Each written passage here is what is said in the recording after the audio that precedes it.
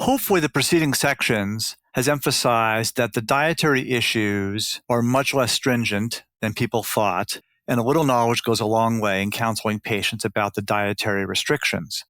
Now that you understand that the bigger source of risk is serotonin syndrome, we can proceed to give you information about how to initiate somebody on MAOI therapy, including patients who are on prior antidepressant treatment. The most important issue is that patients who are on contraindicated medications will need to be tapered off prior to beginning MAOI treatment, with the duration of washout dependent on the half-life of the medication and any active metabolites. Those antidepressants with half-lives of approximately 24 hours or less should be tapered off over 7 to 14 days, again, depending on dose, with the taper adjusted to minimize the risk of withdrawal syndromes. For agents with longer half-lives, such as fluoxetine or vortioxetine, these can be discontinued abruptly because they will self-taper. A basic mathematical principle is that after stopping a medication for 5 half-lives, almost 97% of the medication is gone. The most important issue is that you have to allow adequate time to elapse so that there will be no interaction when the MAOI is started. The table here provides the half-lives of commonly used newer antidepressants and any active metabolites or isomers. One should always err on the side of caution before starting the MAOI and also provide the patient with a brief overview of serotonin syndrome symptoms. However, one must be mindful of not extending the patient's period without effective antidepressant levels.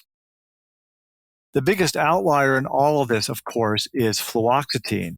Not only does fluoxetine itself have a half-life of 87 hours, it has an active metabolite norfloxetine, which has a half-life of 1 to 2 weeks. Often, many clinicians will avoid using fluoxetine because of the prolonged half-life of its metabolite, which can interact not only with future MAOIs, but other medications as well. Initiation of an MAOI must always be based on whether the patient can reliably follow the basic dietary advice and agree to check with their clinician before starting any new medications. The titration of MAOIs should proceed based on tolerability, with orthostasis being the primary dose-limiting adverse effect with rapid titration. This may be especially true in older patients who have poor vasomotor tone and those on alpha-1 blockers or other agents that may induce orthostasis. The rapid titration schedules present in certain package inserts should not be followed. For example, the Nardil package insert says the initial dose is 15 milligrams 3 times a day. It then goes on to say the dosage should be increased to at least 60 milligrams per day at a fairly rapid pace consistent with patient tolerance. The orthostasis management strategy is very similar to that employed for clozapine. Minimize the use of concurrent alpha-1 antagonists, lower doses of antihypertensives as much as possible if the blood pressure starts to drop, and encourage adequate fluid intake.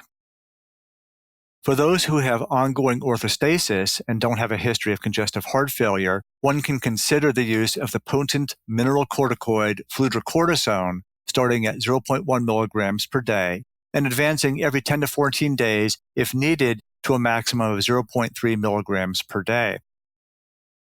The older literature noted weight gain, peripheral edema, and sexual dysfunction as common adverse effects, but the most recently studied MAOI, Transdermal selegiline, reported rates of these adverse effects as follows in their package inserts.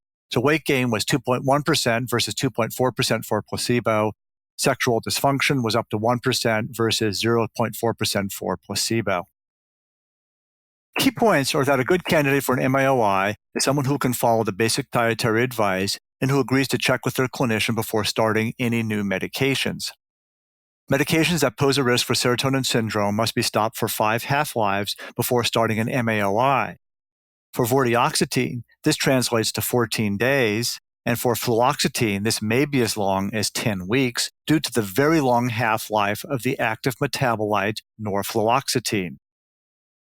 Rapid titration should be avoided to minimize the risk for orthostasis. Other reported adverse effects include sexual dysfunction, peripheral edema, and weight gain.